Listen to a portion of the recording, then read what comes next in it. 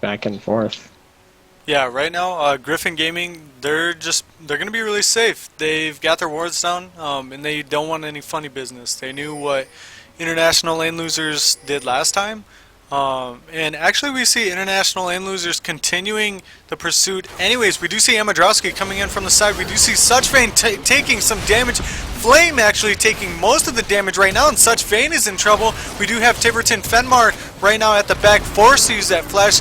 And it looks like the Trundle Pillar is gonna be the stopping point for this team fight. Yeah, that was it could have been better for Griffin Gaming if they were all grouped up in the same spot, but all in all, both junglers are going to be able to start at a good time, and they're both going to be able to get a leash. No kills resulting, but there were a lot of flashes burned in that fight. Finmar had to burn his flash, Leona had to burn her flash, and none of Griffin Gaming had to burn their flashes. So Yeah, so much better. favor depending on how aggressive they want to be. Much better level 1 there for Griffin Gaming over international lane losers. We do see both junglers starting at the bottom half of the map, and they're actually starting at their wolves and wraiths before they head on over to their other buff. So that's kind of interesting to see. Yeah, usually you just choose what you want to do. Like, you can choose wolves raised on each side if you want to. Oh, and we do see a bubble coming out from Kerface. Really nice bubble. Is Epicon's able to... Oh my goodness. He has to use the heal for that. That could have been first blood right there. I don't even feel like he had to use the heal. The Q didn't... The Q hit him after the heal... Before the heal went off. So the heal just brought him back up to normal health, and by that time Epicon's was backed off. So he should have... I mean, it's a safe play, all in all, to, like, save yourself. But I feel like that was just a wasted flash from Epicon's, because you should have known that Lexorus had the heal waiting. Yeah, for sure. And right now we do see IDK and, you know, Flame, they're going to be doing that top lane thing where they just farm it out for a little while. And right now they're doing just fine. Curveface keeping up the poke on Lexorus. And right now Lexorus, he's pretty vulnerable. I think in that level 1 exchange he actually had to use his flash to get out of the situation, and he had to pop his heal earlier. As we've seen, you know, when Nami bubbled him, we do have Lee Sin here in the bottom lane for support, and we do have Such Vane kind of going all in right now. He's way ahead of everyone else. He's taking tons of damage. Curveface and Epicon's, you know, they're going to go ahead and just kite it out.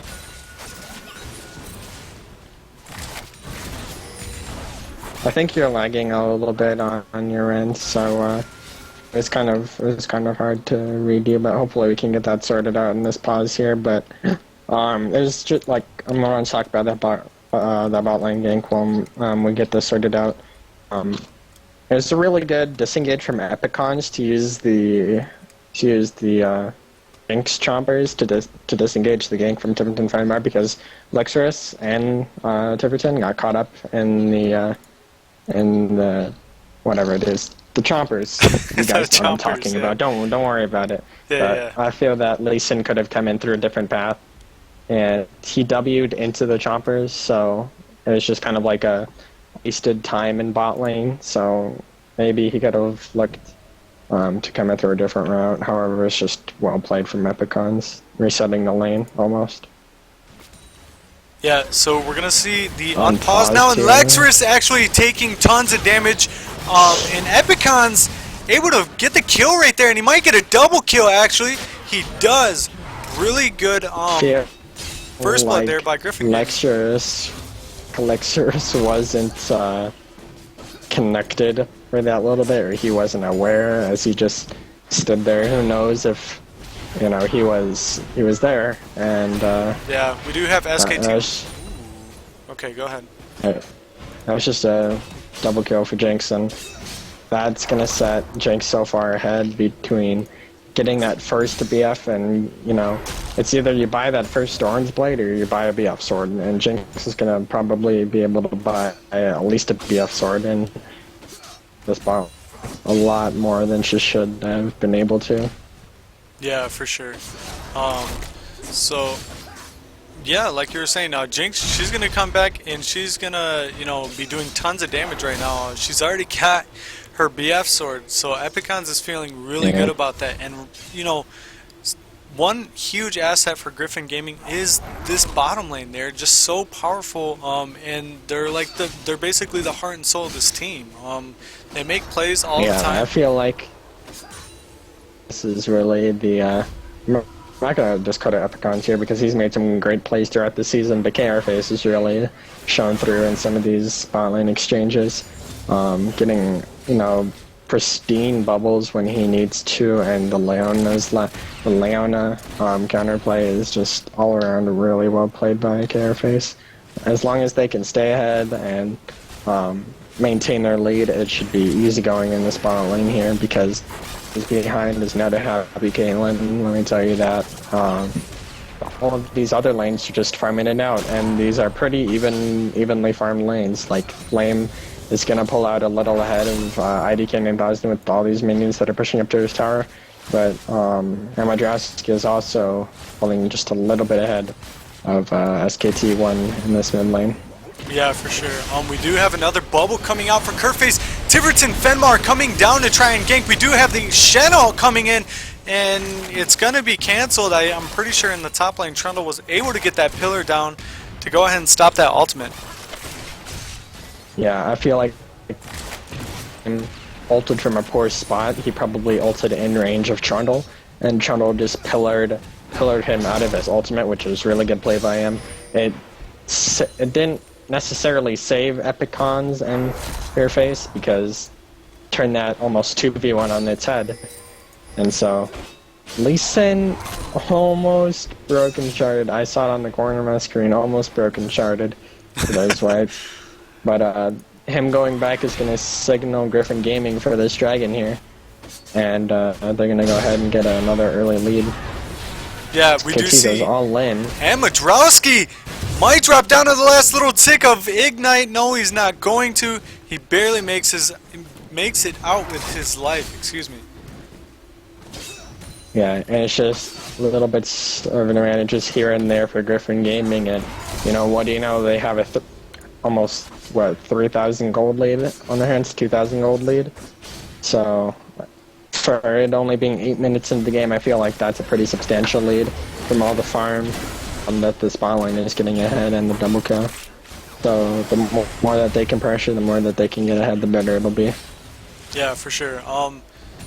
Right now, Epicons and Kerface just doing such a good job of pressuring this bottom lane tower, and there's nothing really international lane losers bottom lane, you know, such Vayne and Lexers can do about it. We do see Lee Sin over here grabbing golems, so he's there as kind of like a cushion just in case they try any funny business. But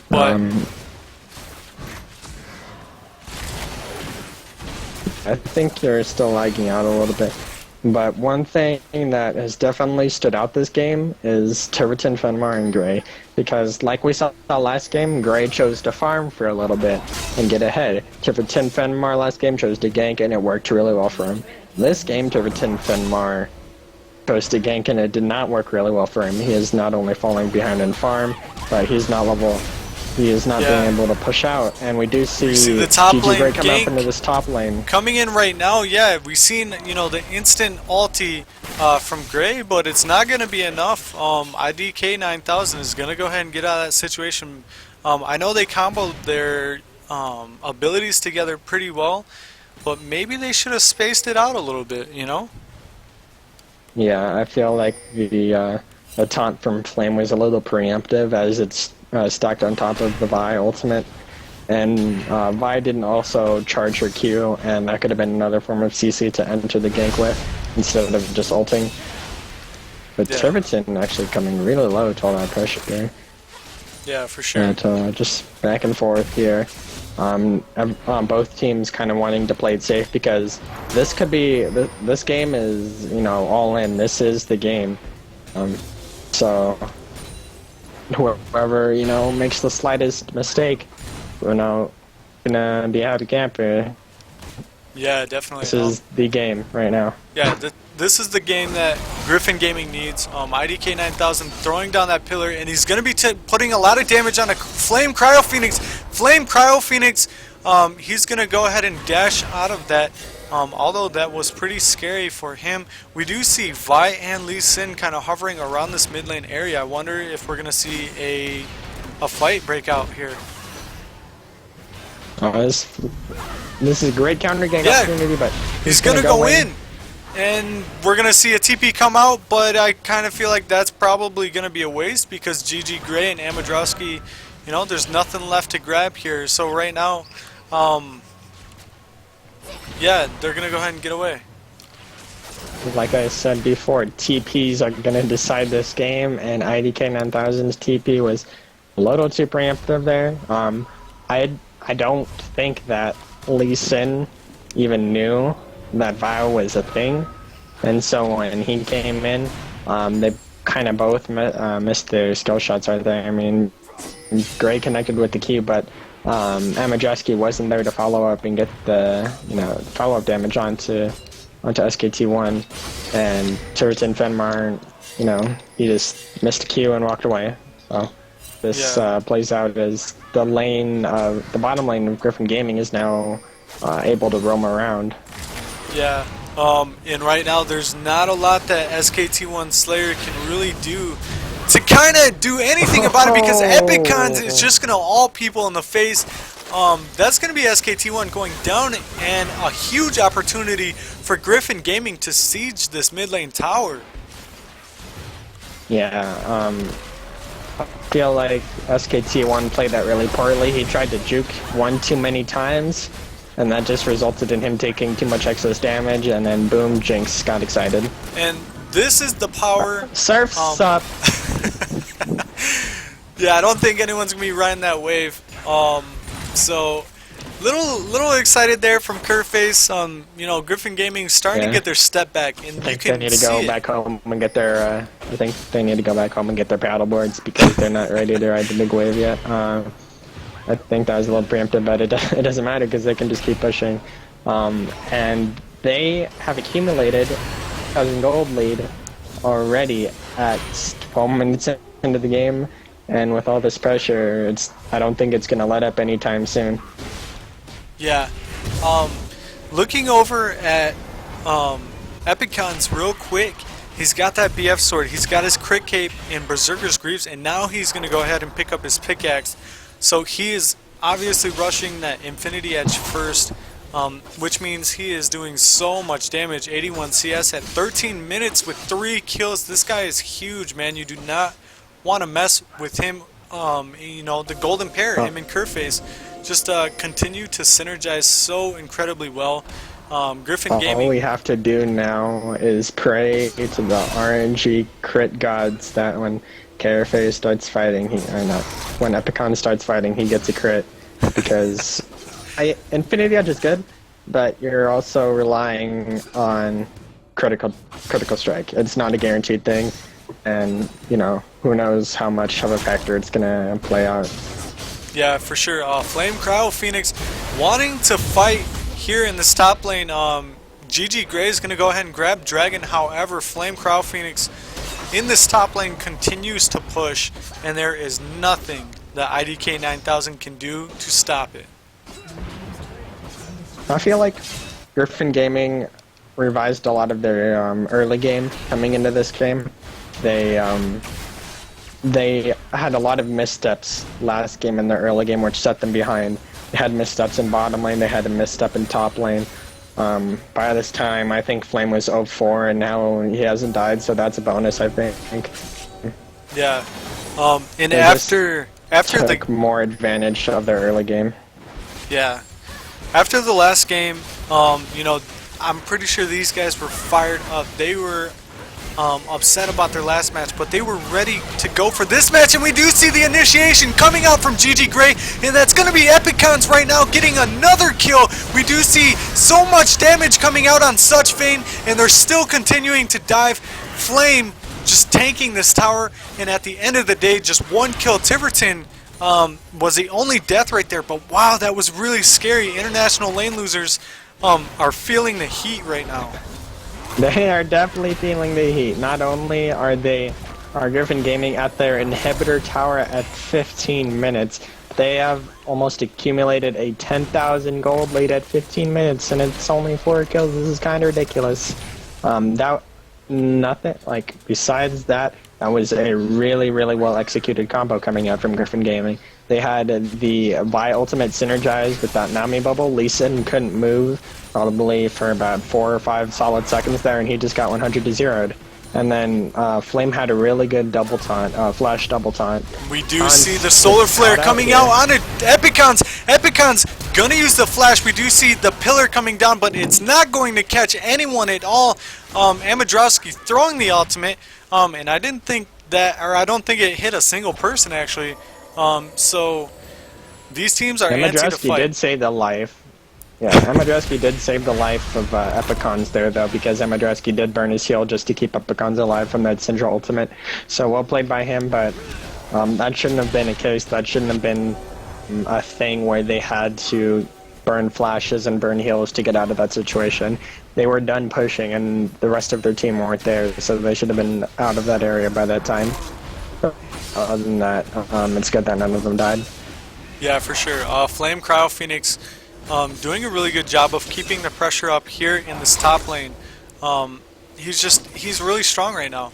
And right now IDK 9000, he knows that, and he's playing pretty scared actually.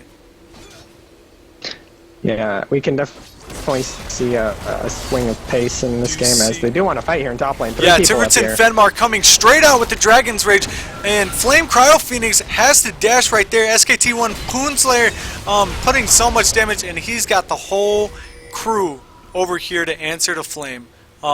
Meanwhile, Griffin Gaming kind of has their eyes set on this bottom lane, but they're not going to be able to set up in time to be able to make anything happen.